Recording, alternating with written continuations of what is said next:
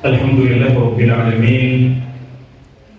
Wassalatu wassalamu ala ashrafil anbiya'i wal mursalin Sayyidina Muhammadin wa ala alihi wa ashabihi ajma'in, amma ba'd.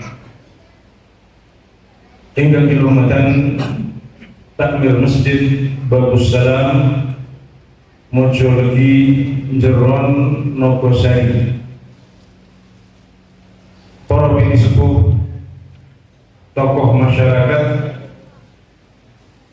ugi para alim ulama wonten ing Mojologi dan sekitarnya. Alhamdulillah, kembali kita panjatkan syukur kita kepada Allah Subhanahu wa taala atas anugerah, nikmat, taufik dan pilihan darinya, sehingga pada kesempatan malam hari ini hati kita kembali tergerak untuk datang ke sini menjalankan ibadah di waktu di mana banyak orang memilih santai, bahkan mungkin memilih untuk bermaksiat kepada Allah Subhanahu wa taala. Maka Nabi Muhammad SAW menjelaskan bahwasanya waktu seperti ini adalah waktu di mana orang-orang banyak yang memilih santai.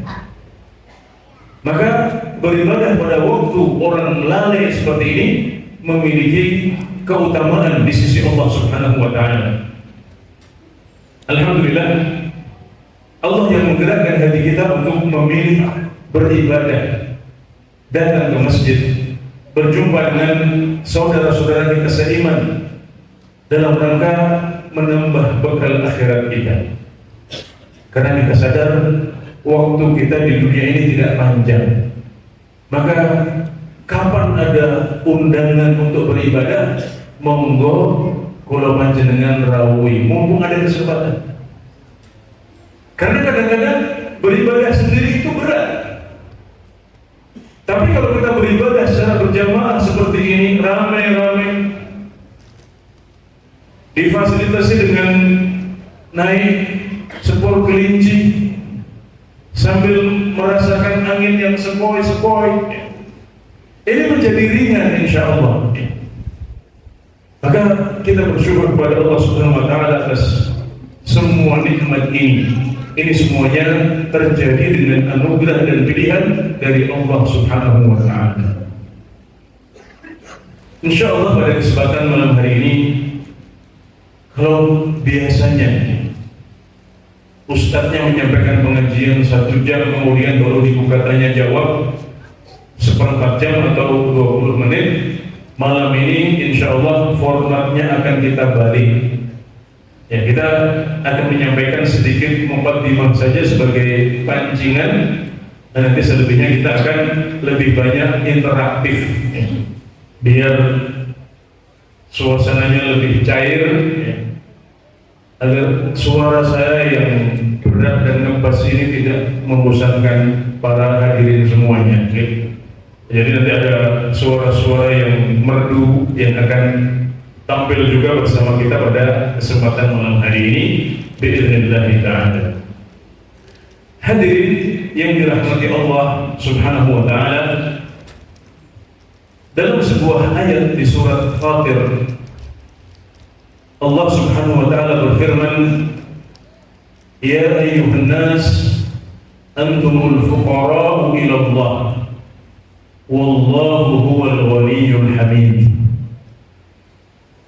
Wahai sekalian manusia, kalian adalah orang-orang yang butuh kepada Allah, dan Allah Subhanahu wa ta'ala maha kaya dan maha terpuji.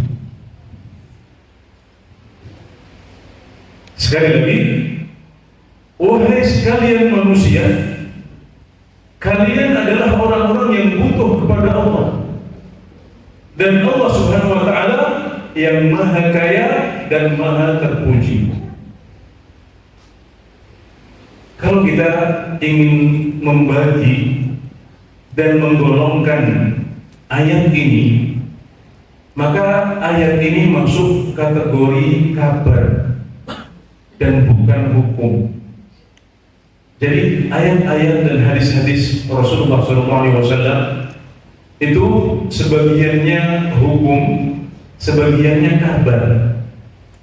Nah, ayat ini termasuk kategori kabar. Jadi dalam ayat ini Allah Subhanahu wa taala menyampaikan kepada kita kabar bahwasanya kita semua ini yang butuh kepada Allah Subhanahu wa taala. Dan bahwasanya Allah Maha Kaya. Allah tidak butuh kita. Dan Dia adalah zat yang maha terpuji. Ada sebagian orang yang kaya tapi tidak terpuji. Yang tahu mau tahu? Kakak, masya Allah. Sugih ning boten terpuji, tercela. Sugih tapi tercela. Atau sebaliknya, terpuji tapi tidak kaya. Itu apa boten? Kakak, dua kakak kok menawi ya. Nah, Allah Subhanahu wa taala menggabungkan antara dua sifat mulia ini. Wallahu huwal ghaniyyul hamid, dan Allah lah yang maha kaya. Jadi Allah maha kaya, tidak butuh kita. Tapi pada saat yang sama Allah Subhanahu wa taala maha terpuji. Nah, kalau dari kalangan generasi salaf, dahulu kita mengenal Abu Bakar As-Siddiq radhiyallahu anhu yang kaya raya, sugih bondo, termasuk salah satu yang paling kaya di kalangan sahabat. Tapi harta beliau sering habis dinafkahkan di jalan Allah Subhanahu wa taala. Ini termasuk Ghaniyyun Hamid, kaya dan terpuji. Atau Utsman bin Affan, Abdurrahman bin Auf, ya, dan yang lain, para saudagar yang kaya dari kalangan sahabat, dan mereka adalah orang-orang yang terpuji. Bukan bermaksud membandingkan Allah Subhanahu wa taala dengan mereka, tapi ini sekedar pendekatan saja untuk mendekatkan pemahaman kita. Ada orang-orang yang juga menggabungkan antara dua sifat ini. Tapi tentunya kekayaan Allah dan keterpujian Allah Subhanahu wa taala ini lebih dari kekayaan dan keterpujian manusia semuanya. Kata para ulama, walillahil mathalul a'la. Allah Subhanahu wa taala punya perumpamaan yang paling tinggi, enggak bisa dibandingkan. Adapun contoh tadi Abu Bakar As-Siddiq, ya, Utsman bin Affan, Abdurrahman bin Auf, Talha bin Ubaidillah, ini untuk pendekatan saja biar kita tahu bahwasanya orang-orang ada juga yang seperti itu. Tapi kesempurnaan dua sifat ini hanya dimiliki oleh Allah Subhanahu wa taala saja. Jadi saat kita sholat, saat kita puasa, saat kita haji dan umrah dan melakukan ibadah yang lain, kita tidak melakukannya karena Allah Subhanahu wa taala butuh kepada kita. Sama sekali tidak. Kita melakukan itu semuanya justru karena kita yang butuh. Kalau panjenengan sami engkang betah untuk beribadah. Kenapa? Karena kita butuh untuk sujud. Sujud itu nikmat, kita yang butuh itu. Kita mengharapkan ketenangan batin. Kita ingin kedamaian jiwa agar kita bisa menjalani kehidupan dunia ini dengan baik, dan di akhirat nanti kita bisa masuk surga. Kita yang butuh itu semuanya. Adapun Allah Subhanahu wa taala, maka Allah tidak butuh ibadah kita. Ibadah kita tidak akan menambah kuasa Allah. Maksiat kita tidak akan mengurangi wibawa Allah Subhanahu wa taala. Nah, ini yang ingin Allah jelaskan dalam ayat ini. Ya ayyuhan nas antumul fuqara'u ila Allah. Wahai sekalian manusia, kalianlah yang butuh kepada Allah Subhanahu wa taala. Nah, menawi panjenengan pengen angsal ganjaran saking ayat menika, caranipun inggih menika percaya ngimani. Jangan dibantah, oh enggak, aku enggak butuh. Lagi kuala ini. Jangan mendustakan. Aku bisa mandiri, aku bisa berdikari, aku tidak butuh Allah Subhanahu wa taala. Nauzubillah min dzalik. Sebenarnya kalau kita beriman, oh iya, kita adalah orang-orang yang butuh kepada Allah Subhanahu wa taala. Allah tidak butuh dari kita, maka sekedar menggerakkan hati kita dengan percaya tadi, iman tadi, maka itu akan memberikan pahala yang besar di sisi Allah Subhanahu wa taala. Enggak butuh gerakan tangan, enggak butuh langkah kaki, cukup olah hati kita, gerakkan. Aku beriman dengan kandungan ayat ini. Ini caranya mendapatkan pahala dari ayat Al-Quran atau hadis Nabi yang termasuk kategori kabar atau akhbar.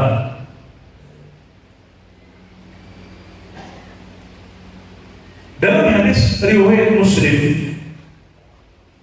Rasulullah SAW meriwayatkan dari Allah Subhanahu wa taala. Terus wonten hadis-hadis ingkang diarani hadis qudsi. Sinten mriki ingkang saged jelaskan hadis qudsi niku napa? Ada yang bisa nggih, Pak? Apa itu hadis qudsi, Pak? Hadis yang dikuatkan seperti ayat Al-Quran. Jadi hadis qudsi itu adalah hadis yang isinya firman Allah Subhanahu wa taala. Kita biasanya mendengar Allah Subhanahu wa taala berfirman dalam Al-Quran. Ini salah satu bangun. Ada juga firman Allah Subhanahu wa taala dalam hadis. Nah, ini namanya hadis qudsi. Jadi Nabi Muhammad SAW tidak bersabda langsung, tapi beliau meriwayatkan bahwasanya Allah Subhanahu wa taala berfirman demikian. Jadi firman Allah, tapi kalau kita cari dalam Al-Quran tidak ketemu. Adanya dalam hadis yang dinamai apa? Asmaul Nabawi, hadis qudsi. Nah, wonten ing setunggalipun hadis qudsi Allah Subhanahu wa taala berfirman, ya ibadi innakum lan tablughu naf'i fatanfa'uni wa lan tablughu dhurri fatadurruni. Wahai hamba-hambaku, sungguh kalian tidak bisa memberikan manfaat untukku, dan sungguh kalian tidak bisa membahayakan aku. Niki sinten ingkang ngendika? Allah Subhanahu wa taala. Kalian gak bisa memberikan manfaat untuk Allah Subhanahu wa taala. Allah gak butuh semua ketaatan dan ibadah kita ini.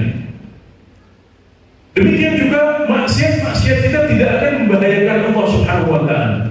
Mungkin kita berpikir kalau kita bermaksiat maka wibawa Allah akan turun, kuasa Allah akan berkurang. Tidak, sama sekali. Kita tidak mungkin bisa membahayakan Allah Subhanahu wa taala. Kuasa Allah terlalu sempurna untuk dikurangi dan dihilangkan. Gak bisa. Dan kemudian dilanjutkan di potongan hadis yang kedua, ya ibadi law anna awwalakum wa akhirakum wa insakum wa jinnakum kanu ala atqa qalbi rajulin wahidin minkum ma zada dzalika fi mulki syai'a. Wahai hamba-hambaku, kalau seandainya orang yang pertama dari kalian, orang yang terakhir dari kalian, jin dan manusia di antara kalian semuanya memiliki hati yang paling takwa, maka itu tidak akan menambah kekuasaanku. Sinten Pak menungso ingkang antine niku paling takwa? Sinten? Sinten? Rasulullah SAW. Masya Allah, ini kata saya hasil pengajian rutin Cahaya Sunnah ini, Masya Allah ya. Semuanya dikuasai dengan baik, Masya Allah. Ini saya khawatirnya kalau banyak nanya nanti hadiahnya yang keluar akan banyak ini nanti. Panitianya bangkrut ini bisa-bisa ya. Rasulullah SAW, andai semua isi bumi ini hatinya sebaik Rasulullah SAW, maka itu tidak akan menambah kuasa Allah Subhanahu wa Ta'ala. Dan sebaliknya, ya ibadi, law anna awwalakum wa akhirakum wa insakum wa jinnakum kanu ala afjari rajulin wahidin minkum ma naqasa dhalika min mulki syai'an. Wahai hamba-hambaku, kalau seandainya orang yang pertama di antara kalian juga yang terakhir di antara kalian, jin dan manusia di antara kalian semuanya memiliki hati yang paling membangkang. Sinten sing hati ini paling membangkang dumateng Allah Subhanahu wa Ta'ala. Jenengan boten cekap nak jin atau setan atau ini harus iblisnya ya. Jadi ya yang paling parah kesetanannya ya para iblis. Kalau seandainya semua yang hadir di sini, bahkan semua isi jagat raya hatinya seburuk iblis, maka itu tidak akan mengurangi kuasa Allah Subhanahu wa Ta'ala sedikit pun. Jangan iman membuatan kali hadis tinggi. Percaya membuatan pengen ganjaran apa? Pengen dosa. Pengen ganjaran apa? Pengen dosa. Semuanya pengen ganjaran pahala. Maka kita imani ini semuanya Bapak Ibu sekalian. Ya, ini kabar yang ingin disampaikan kepada kita semuanya, dan Allah ingin kita mengimani fakta ini. Ini kabar, ini fakta yang tidak boleh kita tolak. Kita harus mengimani hal ini. Anangin, apa Pak? Anangin, api. Meskipun begitu, meskipun Allah tidak butuh kita, tidak butuh ibadah dan ketaatan kita, tapi ternyata Allah Subhanahu wa Ta'ala gembira ketika hamba-hambanya beribadah dan taat. Ini berarti apa? Enggak butuh, tapi ketika melihat hambanya sholat, ibadah, haji, umrah, puasa, Allah bahagia, Allah senang, Allah gembira. Bahkan disebutkan dalam hadis, Allah Subhanahu wa Ta'ala lebih gembira dengan taubat seorang hamba, lebih dari gembiranya seorang hamba yang kehilangan untanya di tengah gurun pasir, kemudian dia menemukannya kembali. Bapak Ibu sekalian, nanti mireng cerita tentang orang yang kehilangan untanya di tengah gurun pasir. Nanti pripun ceritanya ini?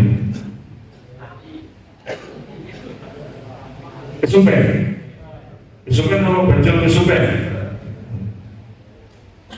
Ya, jadi ada seorang hamba yang membawa untanya untuk pergi ke padang pasir.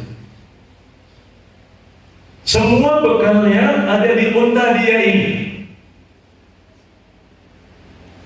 Kemudian di tengah perjalanan unta dia ini hilang. Jadi kan sakit bayangin teman-teman. Coba dibayangkan kondisinya. Kalau kita punya bekal perjalanan ya, kemudian bekal ini hilang ya, misalnya motor kita dicuri orang, ini sudah menyedihkan ya.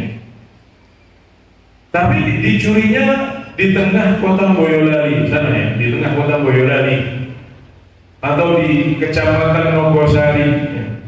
Atau bahkan kalau seandainya kehilangannya itu di Mojolevi sini, Mojolevi ya semakin ya. Kita mungkin masih santai, sedih ya, tapi alhamdulillah di situ ada warung ya. Kalau kita punya dompet kita bisa belanja di situ ya. Nggak punya dompet masih ada HP, sekarang bisa bayar pakai kris ya. Sudah sampai muncul Pak kris Pak, Masya Allah bisa bayar pakai kris, bisa transfer dan sebagainya. Tapi ini hilangnya unta ini di tengah gurun pasir yang kering, nggak ada apa-apanya. Maka kita bisa bayangkan betapa bingungnya hamba yang satu ini. Tapi di tengah kebingungannya itu, tiba-tiba dia melihat kembali untanya datang. Jadi setelah sedih, kecewa yang luar biasa, berubah menjadi bahagia yang luar biasa. Sampai-sampai akhirnya saking gembiranya dia salah ngomong, Bapak Ibu sekalian. Nah, apa yang dia ucapkan? Nah, Bapak, Ana rabbuka wa anta abdi. Dia mengatakan, ya Allah, Engkau adalah hambaku dan aku adalah Tuhanmu. Asal betul ini. Keliru apa betul? Sepakat? Jelas tahu. Seorang hamba berani mengatakan, Allahumma anta abdi wa ana rabbuk. Ya Allah, Engkau adalah hambaku dan aku adalah Tuhan. Ini kalau diucapkan secara sadar, Pak, ini kafir nih. Tapi kata Rasulullah SAW, akhto'a min syiddatil farah. Dia sampai salah saking gembiranya. Kayak ngomong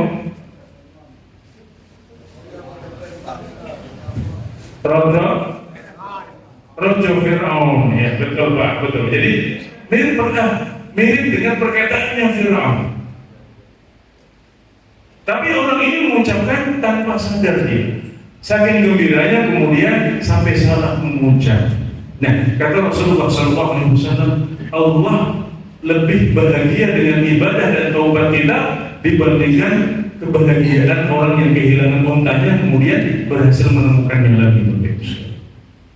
Jadi inti dari pesan muqaddimah ini adalah bahwasanya Allah tidak butuh ibadah kita. Sinten yang butuh? Kita yang butuh. Kuna baca dengan sedaya. Anani. Tapi di saat yang sama Allah gembira dengan ibadah dan taubat kita. Allah memerintahkan kita untuk banyak ibadah dan taubat. Ini menunjukkan apa? Ini menunjukkan kecintaan Allah Subhanahu wa taala kepada bapak-bapak dan ibu-ibu para hadirin sekalian di sini. Jadi enggak butuh tapi senang dengan ibadah kurang dengan sedaya itu. Allah Maha Kaya, tidak butuh tapi senang dan gembira dengan ibadah dari hamba-hambanya yang miskin dan membutuhkan ini. Maka hasil dari semua muqaddimah tadi adalah hendaknya fakta ini, kabar ini kita imani bersama-sama. Kemudian hendaknya fakta ini menumbuhkan syukur kepada Allah Subhanahu wa taala, menumbuhkan cinta yang lebih besar kepada Allah Subhanahu wa taala, menumbuhkan rasa ingin beribadah yang lebih besar kepada Allah Subhanahu wa taala. Karena ternyata Allah Subhanahu wa taala mencintai hamba-hambanya. Jadi sebagaimana Allah Subhanahu wa taala mencintai kita semuanya, maka kita harus mencintai Allah Subhanahu wa taala dengan lebih besar lagi. Kok iyo? Enggak butuh tapi senang dengan ibadah kita. Tidak butuh tapi bergembira dengan taubat kita. Maka ayo kalau begitu kita cintai Allah Subhanahu wa taala lebih besar lagi, kita agungkan dia dengan pengagungan yang lebih tinggi lagi. Kita semakin semangat untuk beribadah kepada Allah Subhanahu wa taala. Nah, ini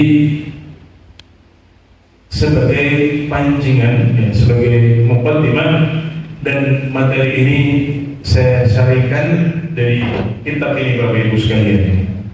Wasaya wa tawjihat, ya, wasiat dan arahan fi fiqh ta'abbud li rabbil bariyat, dalam fikih beribadah kepada Tuhan semua makhluk, yaitu Allah Subhanahu wa taala, karya Syekh Profesor Dr.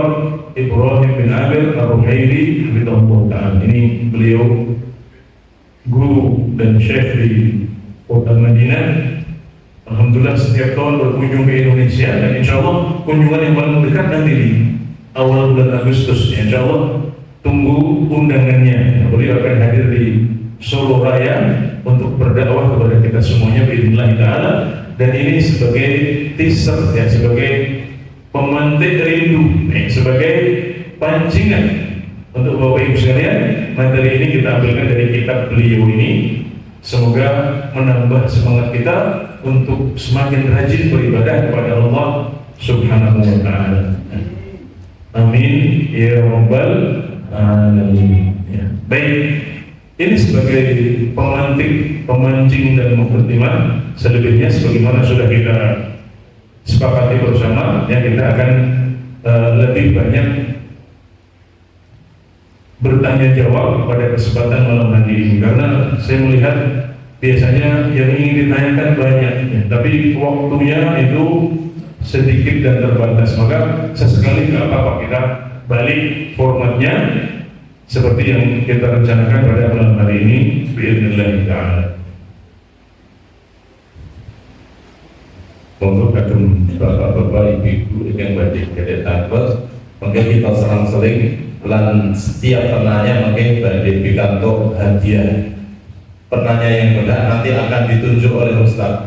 Tanya kan? Ustaz, itu kita dari yang dibicarakan. Karena mulai kayak ibu tidak ada dari ibu. Jadi mungkin setiap penanya akan mendapatkan satu hadiah. Kita sering-sering dari bapak, kemudian ibu, kemudian bapak lagi, kemudian ibu lagi. Terus ini mungkin yang menunjuk Ustaz, acung jari dulu, bukan langsung minta pik petugas. Jadi mungkin dengan ngacung, mungkin ditunjuk dengan Ustaz. Terus ini monggo Ustaz.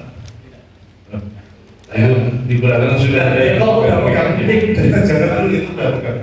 Tunjuknya. Jadi bapak yang di belakang yang pegang itu. Makasih. Assalamualaikum warahmatullahi wabarakatuh. Waalaikumsalam. Tadi dikatakan kepada pembicara bahwanya metodenya adalah taharah. Maka dari itu saya tanya tentang taharah. Pertanyaan bila ada orang bermimpi jima, perasaan dalam mimpi mengeluarkan mani, tapi setelah bangun ternyata kering dan tidak basah dan tidak mengeluarkan mani, itu apa harus wajib mandi lah? Yang masih lah. Assalamualaikum. Ya, perasaannya mimpi Pak ya, mimpi, mungkin mimpinya juga masih ingat ya seperti apa ya, tapi ketika bangun ternyata tidak menemukan mani ya, Pak. Sudah kering jangan-jangan Pak? Ada kemungkinan sudah kering nggak? Mungkin mimpinya jam 12 malam, kalau kita bangunnya subuh jam 4 kan? Ada kemungkinan sudah kering. Dan biasanya itu ada bekasnya, ya mungkin ada baunya di celana dalam atau di sarung. Ya. Ini kalau bisa menemukan bekas seperti itu, berarti sudah keluar mani, tapi sudah kering. Maka dalam kondisi seperti ini kita wajib untuk mandi setelahnya. Ya. Jadi itu jelas. Tapi ya, kalau kita ragu, ini mimpinya baru seperempat jam yang lalu, terus tiba-tiba kita terbangun. Ya. Setelah kita lihat ternyata nggak ada apa-apa. Ya. Kita coba cium baunya juga nggak ada apa-apa. Maka ini tidak mewajibkan mandi. Ya. Jadi mimpi yang mewajibkan mandi adalah mimpi yang menyebabkan keluarnya mani. Ya. Dalam sebuah hadis Rasulullah SAW ditanya tentang wanita yang mimpi basah, apakah dia wajib mandi? Kata Rasulullah SAW, hukumnya sama dengan pria, dengan syarat idza ra'atil ma, kalau dia melihat ada air mani setelah dia bangun, atau bekasnya kalau ada. Maka dahulu Aisyah radhiyallahu anha itu kalau tidak sempat mencuci sarungnya Rasulullah SAW, beliau mengerik ya bekas mani. Jadi maninya sudah nggak basah lagi, sudah kering, maka beliau kering. Untuk apa? Untuk menipiskan bekas maninya. Yang kemudian ini menunjukkan bahwasanya mani itu tidak najis. Ya. Jadi tidak wajib untuk dicuci. Kalau kita tidak sempat mencucinya, boleh langsung kita pakai untuk sholat karena itu tidak najis.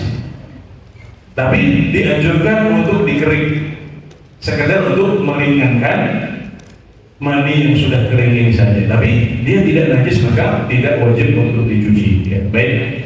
Semoga bisa dipahami dengan baik. Pertanyaan kedua terkait kemana ibu-ibu. Dia satu. Ibu-ibu dulu lah. Coba sabar lah. Monggo ibu-ibu. Dipun persiapan ini. Sekedar bahas kita ikut ibu-ibu monggo dites mic-nya belum. Mungkin ibu-ibu kalau ada yang malu ya atau lebih nyaman untuk bertanya dalam bentuk tulisan, bisa difasilitasi juga.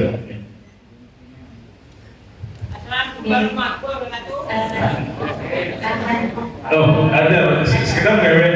Jenengan setelah ini Pak, itu sudah saya bukan kata. Jenengan setelah ini, ya. Setelah ini. Ya, bagaimana kedudukan taharut dalam agama Islam?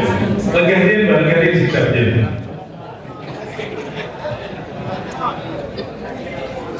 Ya, silakan Bu. Bagaimana kedudukan taharut itu dalam agama Islam? Ya, baik, kedudukan toharoh dalam agama Islam. Jadi toharoh atau bersuci itu ada dua macam ya. Untuk menjelaskan dulu ya, toharoh itu artinya bersuci. Toharoh itu ada dua macam. Yang pertama adalah toharoh dari najis, bersuci dari najis, Bapak Ibu sekalian. Yang kedua adalah bersuci dari hadas. Nah, yang penting untuk kita pahami. Bersuci dari najis, contohnya adalah bersuci dari air kencing. Air kencing itu najis. Tinja, kotoran manusia itu najis. Darah yang banyak, darah yang mengalir itu najis. Nah, kalau sampai badan kita atau baju kita atau masjid kita terkena najis ini, baik itu kencing, kotoran manusia, atau darah yang banyak, atau contoh-contoh najis yang lain, maka kita wajib untuk mensucikan badan atau pakaian atau tempat sholat kita dari najis. Ini namanya izalatun najasah, menghilangkan najis. Ini jenis toharoh yang pertama. Yang kedua adalah mensucikan diri dari hadas. Hadas itu apa? Hadas itu adalah kondisi yang membuat kita tidak bisa melaksanakan ibadah yang disyaratkan ada kesucian dalam ibadah itu. Puasa itu nggak harus dalam kondisi suci, ya. Tapi sholat itu harus dalam kondisi suci. Jadi kalau jenengan puasa, terus di badan jenengan itu ada najis, puasa jenengan tetap sah. Tapi sholat itu harus dalam kondisi bersih dari najis, harus bersih dari hadas.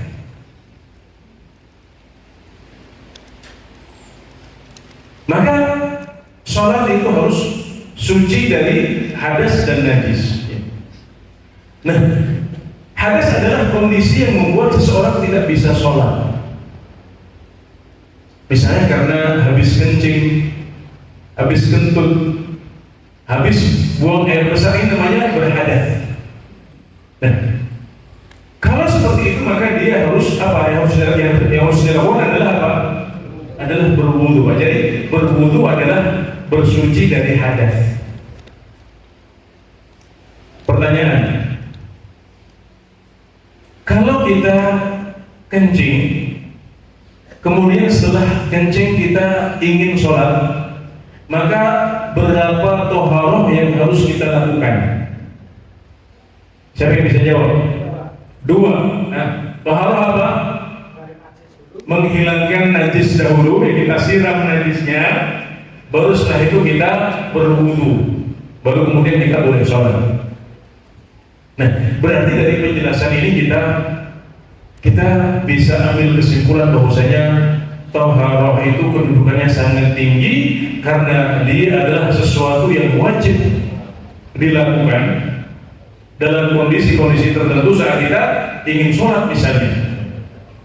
Jadi wajib, sesuatu yang wajib berarti kalau kita tinggalkan membuat kita berdosa dan sholat kita tidak sah. Dan bersuci ini kedua-duanya diperintahkan dalam surat Al-Maidah ayat 6. Ya ayyuhalladzina amanu idza qumtum ila shalah faghsilu wujuhakum wa aydiyakum ila al-marafiq sampai akhir ayat, panjang ayatnya ini. Di situ ada perintah untuk wudu, mandi wajib, tayamum, ini semuanya adalah apa? Bersuci dari hadas. Nah, ditambah juga di situ ada perintah untuk membersihkan diri dari najis. Keduanya diperintahkan, maka bahwa itu kedudukannya sangat tinggi karena diperintahkan dalam Al-Quran, hukumnya wajib dan sholat kita tidak sah kalau kita tidak melakukan toharoh ini. Ya, jadi ini menunjukkan pentingnya toharoh dalam agama kita. Wabillahi taufiq.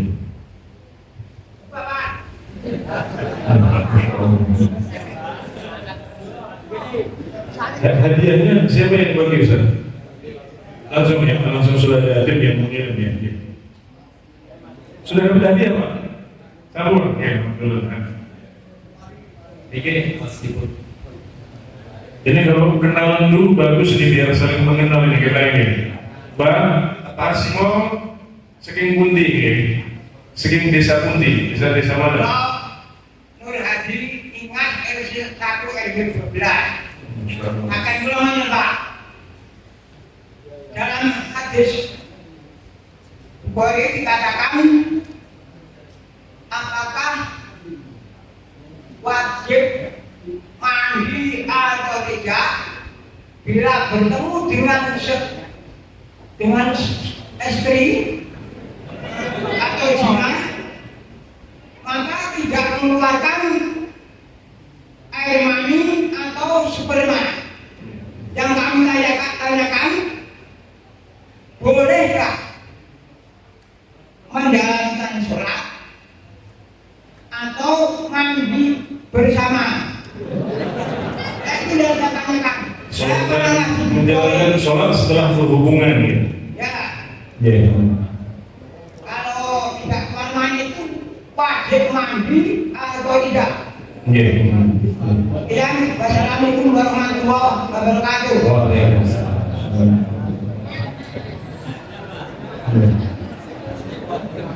Masya Allah.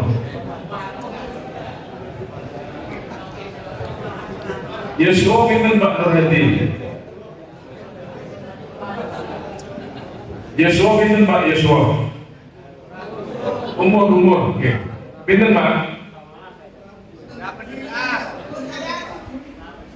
75, masih dokter Pak. Alhamdulillah.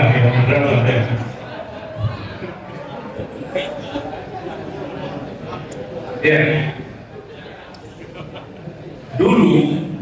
Dulu sekali pada awal Islam, suami istri yang berhubungan intim itu tidak wajib mandi kecuali kalau mengeluarkan mani. Dulu, ini hukum yang sudah dihapus. Ini untuk mengenalkan bahwasanya ada hukum Islam yang dulu berlaku tapi kemudian dihapus.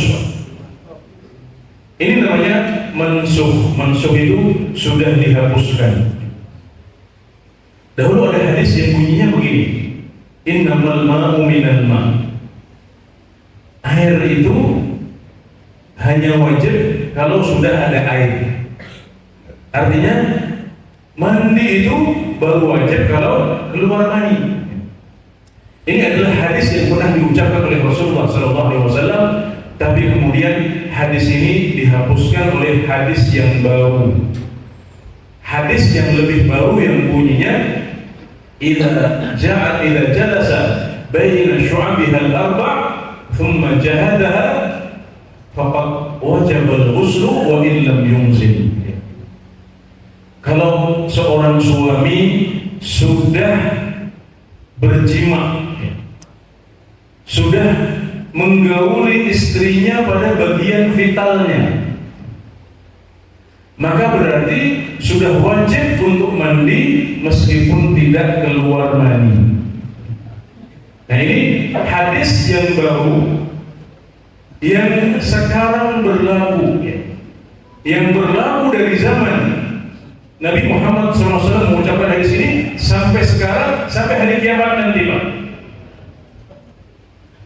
Jadi kalau seorang suami bersenggama dengan istrinya dan hubungannya itu sudah sampai pada level memasukkan zakar atau penis pada vagina, wallahu la yastahi minal haq. Allah tidak malu dari kebenaran. Pak, ini untuk menepis ini ustadz kok porno, enggak kayak gitu, Pak. Ini pembahasan fikih yang perlu kita sampaikan di majelis-majelis seperti ini, sebagaimana dahulu disampaikan oleh Rasulullah SAW di majelis-majelis seperti ini. Kita nggak malu membahas seperti ini. Ya, karena ini berhubungan dengan toharah, berhubungan dengan sah tidaknya sholat kita.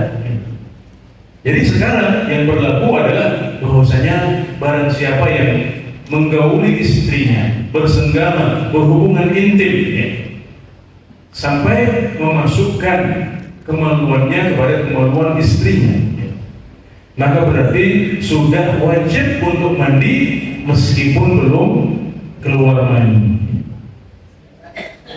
Memang bisa berhubungan itu tapi tidak keluar mani, bisa nggak, Pak? Sangat mungkin terjadi. Jadi kalau sudah masuk, dalam riwayat yang lain, idza taqal khitanani, kalau dua khitan sudah bertemu, artinya apa? Khitannya laki-laki dengan khitannya perempuan. Kalau sudah bertemu maka sudah wajib untuk mandi meskipun belum keluar mani. Ini ada kabar gembiranya. Kabar gembiranya adalah kalau hubungannya tidak sampai senggama, hanya sebatas muqaddimah. Pas muqaddimah, Pak, hanya sebatas pemanasan, atau istilahnya kayaknya foreplay atau yang semacamnya, apalah itu. Ini juga tidak tabu untuk dibahas. Maka hubungan yang tidak sampai level senggama dan jima ini disyaratkan harus keluar mani untuk mewajibkan mandi. Artinya kalau kita hanya pemanasan saja, tidak sampai terjadi pertemuan antara dua khitan, maka kalau tidak keluar mani berarti tidak wajib mandi. Kapan wajib mandi? Kalau dari hubungan itu keluar mani. Kata Pak Nur Hadi, jadi dibedakan antara hubungan intim yang sampai senggama, maka ini sudah wajib mandi meskipun tidak keluar mani. Adapun kalau tidak sampai senggama, tidak sampai jima, maka berarti syaratnya harus keluar mani untuk wajib mandi. Ini pertanyaan yang pertama. Pertanyaan yang kedua adalah, boleh nggak setelah itu langsung sholat?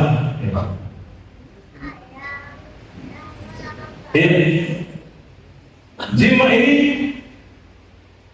membuat wudhu kita batal tentunya. Kalau keluar mani jelas batal, harus mandi wajib dahulu, baru kemudian kita sholat.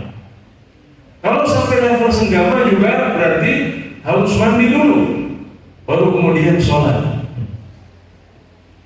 Nah, pertanyaannya kalau tidak sampai level itu, kalau hanya pegangan saja misalnya, hanya sekedar menyentuh istri, tidak sampai berhubungan lebih lanjut. Ini yang merupakan masalah khilafiyah di antara para ulama yang kita mengetahui dalam mazhab Syafi'i. Sekedar memegang istri itu membuat wudhu seorang suami batal dan sebaliknya.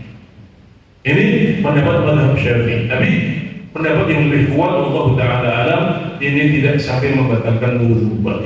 Jadi kalau sekedar berpegangan ya nanti sholat langsung nggak apa-apa, yang penting tidak batal.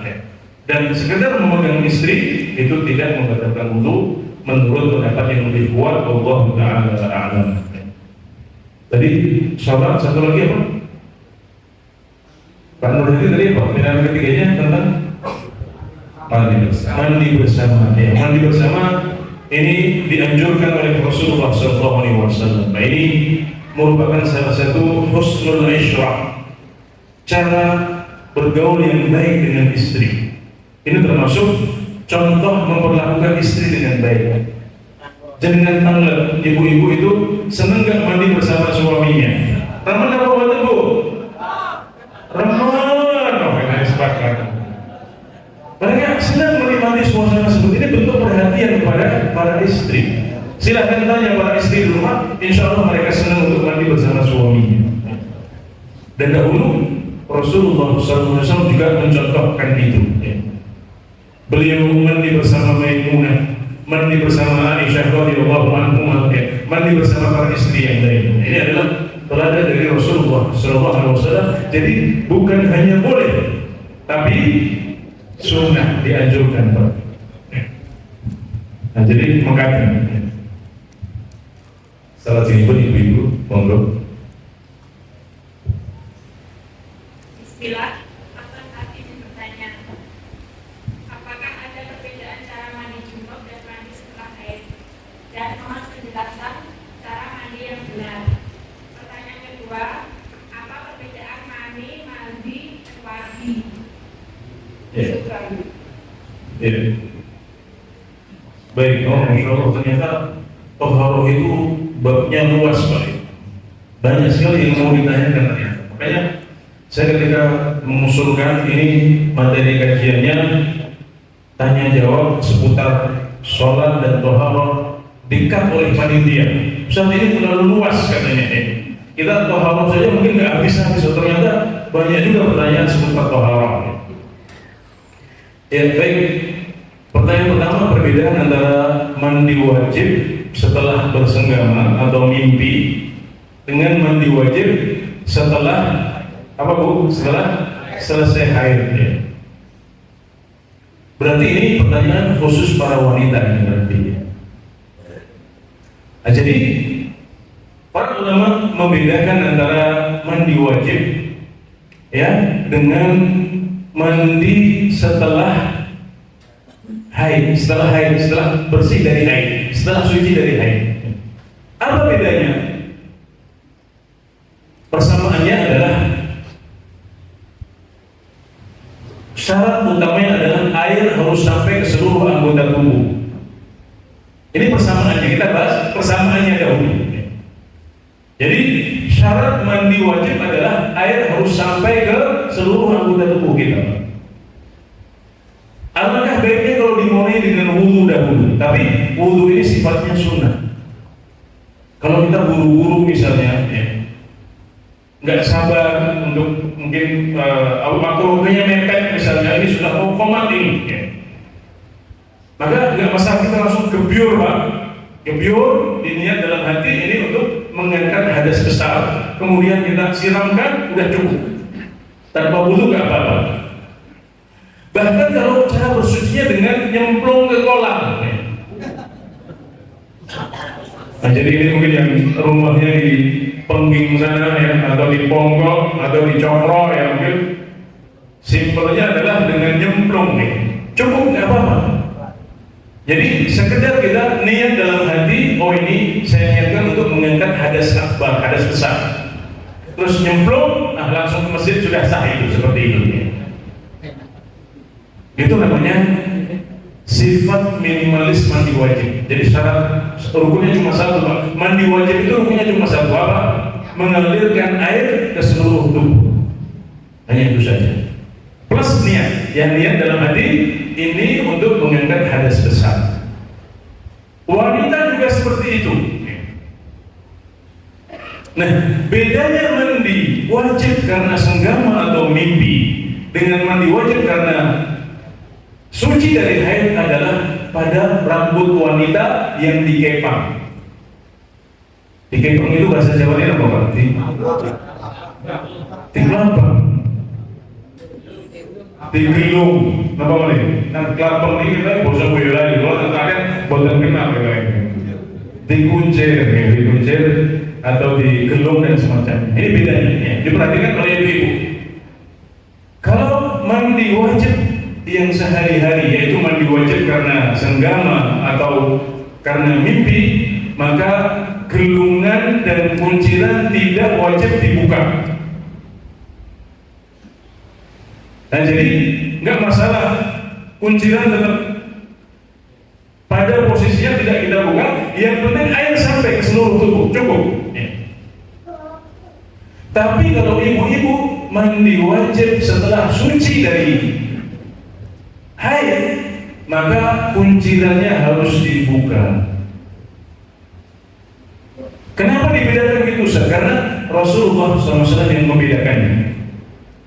Jadi kalau ditanya kenapa? Ya, karena Rasulullah SAW yang membedakannya. Beliau membedakan antara mandi wajib yang sehari-hari dengan mandi wajib yang sebulan sekali. Bahkan mungkin lebih dari sebulan sekali, karena siklus haid itu sebagian wanita 40 hari. Ada yang lebih dari itu. Ya maka ini bedanya. Kalau ibu-ibu mandi wajib setelah suci dari haid, maka hendaknya kunciran atau gelungannya dibuka. Nah, apa hikmahnya? Nah, baru para ulama membahas hikmahnya. Hikmahnya adalah karena mandi wajib karena senggama itu sehari-hari terjadi. Jadi kalau mereka diwajibkan untuk membuka kunciran mereka, berat Pak. Apalagi yang masih muda-muda itu ya, yang masih segar bugar ya, atau yang pengantin baru ya, mungkin sehari bisa minta lebih dari 3 kali ya. Kok saling guyu Pak, apa pengalaman teman? Ya jadi seperti itu ya. Jadi tentunya akan berat sekali kalau setiap mandi wajib harus buka gelungan dan kunciran. Adapun mandi wajib setelah bersuci, maka ini jarang-jarang terjadi, hanya mungkin sebulan sekali, maka ini tidak memberatkan para wanita. Jadi alhamdulillah ini ada kemudahan dari Rasulullah SAW. Yang kedua, perbedaan antara mani dengan madhi dengan wadi. Mani itu adalah cairan yang keluar setelah kita bersenggama dan mencapai orgasme, mencapai puncak kenikmatan. Biasanya keluar cairan yang bentuknya itu lazij. Lazij itu artinya lengket, dan warnanya putih. Warnanya putih. Nah ini berarti mani. Jadi sekali lagi bentuknya apa? Lengket ya. Sifatnya lengket, warnanya apa? Petak ya, putih. Sebabnya apa? Karena mimpi atau karena bersenggama atau yang semacamnya. Ini mani. Oke, bonus ya. Ini kan pertanyaannya bentuknya apa? Kita harus tahu hukumnya, nanti setelah itu hukumnya nanti ya. Oke, yang kedua, madhi. Madhi adalah cairan yang keluar saat kita membayangkan senggama. Jadi kan bukan jima, tapi bayangkan ya. Mungkin pas sedang sendirian ya, sedang musafir ya, kita ingat istri kita yang cantik di rumah ya, bayangkan ternyata ada sesuatu yang keluar. Nah ini pertama, boleh nggak? Boleh kan sah, istri sah ya. Nah ini yang keluar namanya madhi. Dia bentuknya adalah tidak lengket. Bentuknya tidak lengket. Kalau kita pegang, ini seperti air biasa saja. Warnanya apa? Warnanya bening Pak. Kalau mani warnanya apa tadi? Putih. Ini warnanya bening. Sebabnya apa? Sebabnya karena mengingat senggama. Kata para ulama, tadakkuril jima. Ya ingat saja. Ya tidak melakukan senggama, tidak mimpi, tapi sekedar membayangkan. Nah, yang ketiga adalah wadi. Ya, wadi adalah cairan yang keluar setelah kita kencing. kita kencing kadang-kadang merasa kayak ada sesuatu yang keluar setelah kencing ya. Jadi boten senggama, boten jima, boten bayangke, hanya kencing saja kok setelah kencing ada sesuatu yang keluar. Nah ini namanya wadi. Nah ini pertanyaannya apa bedanya? Sudah jelas ya gambarannya gitu. Nah sekarang yang lebih penting untuk dipahami juga adalah hukum masing-masing. Ini bonus ya. Kita akan bahas dari dua sisi. Yang pertama, najis atau tidak. Yang kedua, mewajibkan apa? Apa yang menjadi kewajiban kita kalau salah satu dari tiga cairan ini keluar? Yang pertama, mani. Saran-saran pakai. Mani najis apa badan? Badan najis, nggak najis. Kalau keluar mewajibkan wudu apa mandi? Mandi, ya. Mandi wajib setelah itu. Ya. Oke, ini mani jelas. Ini mani yang paling terkenal, biasanya yang paling gamblang ya mani. Ya. Nah sekarang mandi, ya. Mandi najis kamu badan najis, tapi ini levelnya mukhaffafah, ya. Najis ringan, ya. Najis ringan, ya. Tapi tetap harus dibersihkan, ya. Harus dibersihkan. Ya. Najis, kenapa? Karena Nabi Muhammad SAW memerintahkan kepada Ali bin Abi Thalib yang beliau bercerita, wahai Rasulullah, saya ini orang yang sering keluar mani. Maka Nabi Muhammad SAW mengatakan, yaghsilu dzakarahu wa yatawadda. Kalau begitu, hendaknya kamu membersihkan dzakarmu, harus dibersihkan karena ini najis. Kemudian setelah itu cukup wudu. Jadi mandi tidak mewajibkan mandi, tapi dia mewajibkan apa? Mewajibkan wudu, berarti wudu kita batal kalau keluar mandi.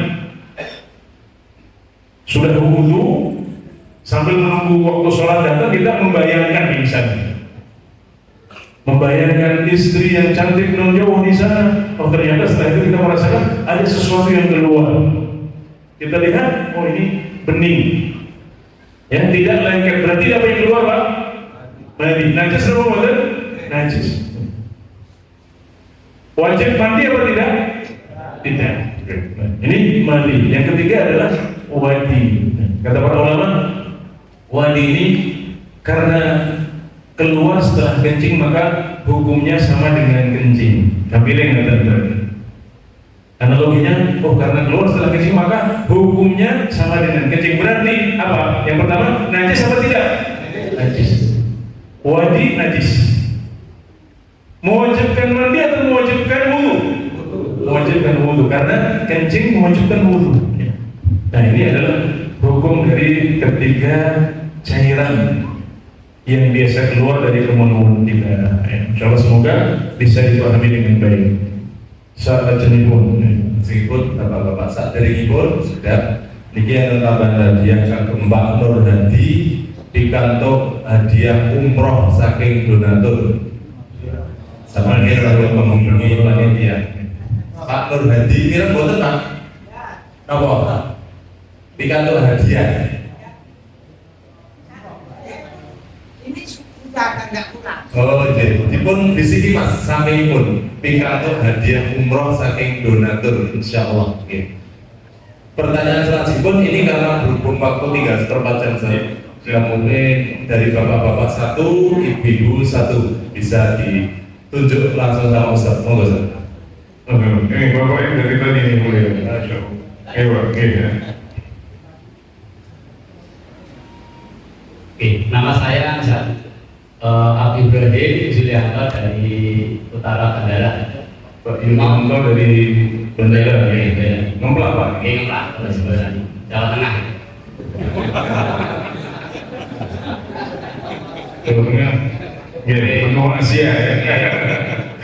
Mau menanyakan Ustaz, terkait mohon nanti dipraktekkan bagaimana tata cara wudhu yang sesuai dengan Rasulullah SAW. Karena kita perhatikan banyak dari kaum muslimin yang ketika mereka itu berwudhu itu masih banyak yang salah. Misalnya ketika basuh kepala itu cuma gini-gini, atau ketika basuh kaki itu enggak dibasuh. Nah, mungkin nanti mohon untuk dipraktekkan seperti itu. saya belajar. Baik. Oh ini praktek wudhu ini panjang ya. Insya Allah secara umum semuanya sudah baik. Apa yang dipelajari di Madhab Syafi'i juga insya Allah positif ya. Tapi saya mungkin memberikan beberapa catatan saja Pak ya, catatan yang mungkin perlu diperhatikan. Yang pertama tentang niat sebelum berwudu. Yang meskipun ini dianjurkan oleh Madhab Syafi'i untuk diucapkan, yang kita sering baca itu ya waktu kecil, nawaitu itu. Ini memang dianjurkan dalam Madhab Syafi'i. Tapi saya ingin menganjurkan yang lebih baik dan lebih hati-hati, yaitu mencukupkan diri dengan niat dalam tetap niat. Tapi di mana niat itu dalam hati? Karena semua riwayat hadis yang diriwayatkan dari Rasulullah SAW, padahal beliau kan wudunya saben dinten kira mau setiap hari, lebih dari sekali, tapi nggak ada satupun hadis yang menyebutkan bahwasanya Nabi Muhammad SAW mengucapkan lafaz niat tertentu. Yang ini menunjukkan bahwasanya niat itu dalam hati. Tapi kita nggak nafikan ini masalah ikhtilafiyah di antara para ulama, yang kita ingin mencari yang lebih baik dan lebih selamat. Kemudian yang kedua tentang untuk yang berjenggot. Yang berjenggot, tolong diperhatikan al-aidah ini Pak. Yang di belakang jenggot ini. Jelas nih? Orang yang punya jenggot kadang-kadang menyangka wajah itu cuma sampai jenggot sini. Akhirnya ini ditinggalkan. Nah ini pesannya Ibnu Qudamah ini adalah titik yang harus ditutup orang-orang yang berwudu.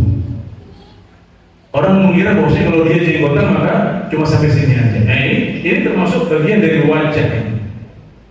Karena wajah itu dari telinga ke telinga, dari tempat tumbuhnya rambut sampai ke apa ini? Dagu. Ini adalah batasan wajah, harus kena semua. Terus yang ketiga adalah kepala. Memang dalam Madhab Syafi'i ya cukup sebagian kepala cukup. Tapi kalau kita melihat prakteknya Rasulullah SAW ya, maka beliau mencontohkan untuk sempurna ya. Jadi semua kepala harus kena. Jadi beliau memulai dari arah depan ya, seperti ini, ambil air ya. Kepala itu dibasuh apa diusap Pak? Diusap berarti kita ambil air kemudian kita tepiskan dulu airnya. Sisa air ini kita alirkan di kepala kita semuanya. Ini mungkin yang perlu saya praktekkan. Ya dari arah depan begini Pak, ya sampai lengkung kita, kemudian balik lagi ke depan. Ini yang dicontohkan oleh Rasulullah SAW. Ini yang lebih sempurna. Menurut sebagian ulama, sebagian cukup, ya bahkan mungkin beberapa hal sudah cukup. Tapi masa kalau jenengan sedaya buatan pengen sing luwih sempurna seperti yang dicontohkan oleh Rasulullah SAW. Atau boleh juga dibalik. Nah ini untuk yang rambutnya panjang. Yang rambutnya panjang bisa dibalik dari belakang dulu. Ya, dari belakang maju ke depan, kemudian balik lagi begini. Enggak ya, cukup sekali ya. Ke depan, kemudian balik. Sehingga apa? Sehingga jenengan boten perlu jungkatan. Yang rambutnya panjang ini mulai dari belakang silakan ya. Nanti sudah langsung masuk masjid setelah itu. Ya. Ini catatan yang ketiga. Catatan yang terakhir adalah ya, kaki. Ya. Membasuh itu artinya apa sih? Membasuh itu artinya mengalirkan air ke anggota wudhu kita. Jadi harus ada air yang mengalir. Oh berarti Ustaz, kalau kita di Masjidil Haram misalnya kita takut ke toilet, boleh pakai spray, ya, semprotan, boleh. Tapi syaratnya jangan cuma sedikit. Kalau sedikit namanya masak, namanya mengusap. Padahal untuk wajah, tangan, dan kaki itu harus dibasuh. Yang diusap itu apa? Kepala, rambut dan sirah. Nah, jadi boleh pakai spray tapi harus sampai mengalir airnya. Kita semprotkan tapi harus ada air yang mengalir. Ini namanya membasuh. Nah, sempurnanya adalah dengan dipijat. Tadrik itu artinya apa? Bukan dipijat tapi dilap dengan tangan kita, ya, disela-sela dengan jari-jari kita, ini yang paling sempurna. Tapi kalau sekedar mengalirkan air, ya, yang penting sampai ke kaki kita, ya, meskipun tidak kita sela-sela itu sudah sah. Yang penting air mengalir dan kita pastikan sudah sampai ke semua anggota wudhu yang minimal. Kalau kaki berarti batasannya apa Bapak Ibu sekalian? Polok, polok itu apa? Polok itu mata kaki Pak Rizal ini, Masya Allah ini kita punya tamu dari Bugis ini, Masya Allah ya. Kalau dengan ngerti polok itu Pak Rizal sudah paham ini ya. Polok, jadi mata kaki, kalau tangan ya berarti sampai siku ya. Ini insya Allah 4 catatan yang penting untuk diperhatikan bagi mereka yang melakukan wudhu ya. Baik. Cukup, baik. Satu lagi dari ibu-ibu. Ini panitia ini kayaknya ini Ustaz, apa? Lain kali format seperti ini sesekali boleh Pak ya. Jadi lebih banyak tanya jawab gitu ya. Boleh, insya Allah ya. Insya Allah di lain kali bisa diusulkan sama ustaz-ustaz yang lain juga insya Allah. Jadi monggo Bu.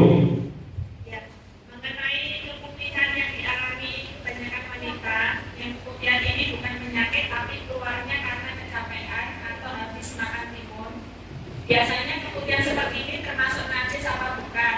Kalau misalkan keluarnya pas waktu sholat, apakah sholatnya batal atau harus diulang atau tidak? Baik, Masya Allah. Keputihan ini dalam istilahnya para ulama disebut sebagai al-ifrazat, keputihan. Saat kita membahas cairan-cairan seperti ini, kita mengkajinya dari 2 sisi. Yang pertama terkait dengan menghilangkan najis, yaitu najis atau tidak. Kemudian yang kedua adalah membatalkan wudhu atau tidak. Sekedar mewajibkan wudhu atau malah mewajibkan mandi, ini yang kita bahas. Jadi yang pertama, apakah najis atau tidak? Jawabannya keputihan, cairan keputihan itu tidak najis. Kenapa? Karena tidak ada dalil yang menjelaskan bahwa itu najis. Dan hukum asal segala sesuatu adalah suci. Al-aslu fil asya' at-tahara. Hukum asal segala sesuatu itu suci. Kecuali kalau ada ayat atau hadis yang menjelaskan itu najis. Kenapa tadi kita katakan mandi itu najis? Karena ada hadisnya. Nabi memerintahkan Ali untuk membersihkan najis dari membersihkan mandi dari kemampuan beliau, maka kita katakan itu najis. Cairan keputihan apakah ada dalil yang menunjukkan bahwasanya itu najis? Jawabannya tidak. Maka dia bertahan pada hukum asal. Berarti dia suci.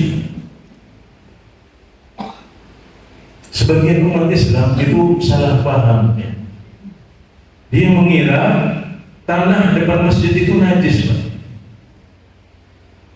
Kita di Jawa Timur gitu, kalau ada anak-anak yang main di halaman masjid, kemudian dia masuk melangkah ke masjid, itu dipel sama sebagian jamaah.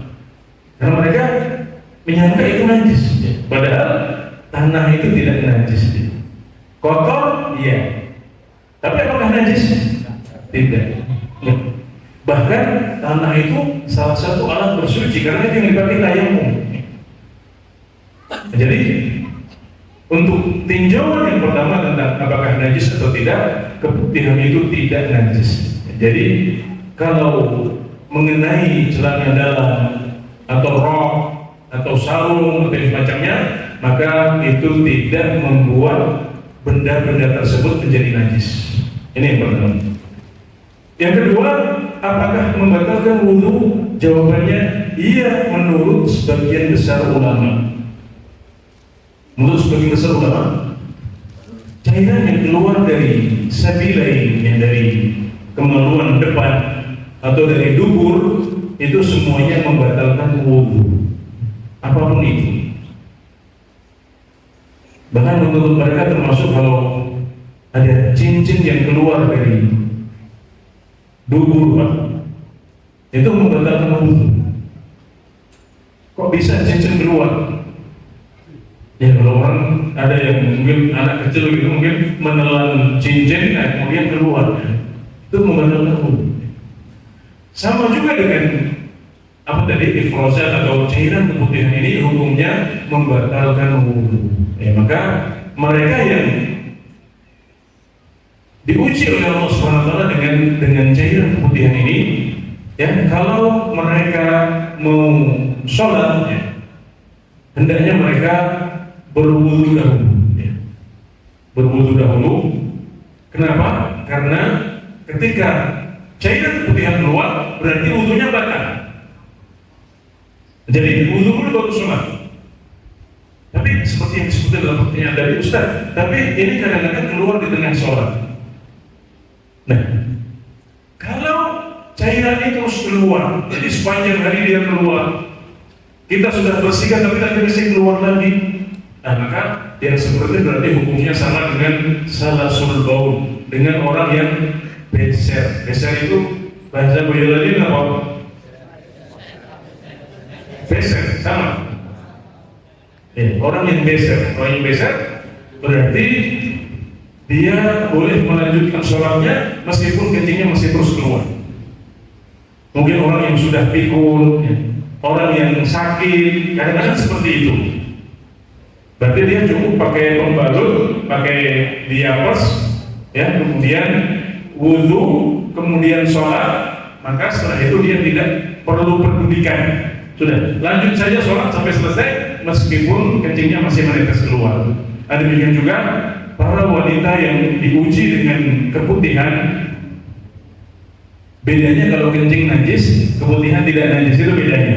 Jadi mereka tidak wajib untuk membersihkan cairan keputihan, tapi wudhunya batal. Wudhunya batal, maka sebelum sholat wudhu dahulu. Tapi kalau cairan tetap keluar di tengah sholat, maka lanjut saja sholat sampai selesai. Insya Allah sholatnya tetap sah. Ya, semoga bisa dipahami oleh saudari penanya dan para hadirin wal hadirat dengan baik. Jadi hadirin kita berikan di sebelah kajian. Baik, alhamdulillah.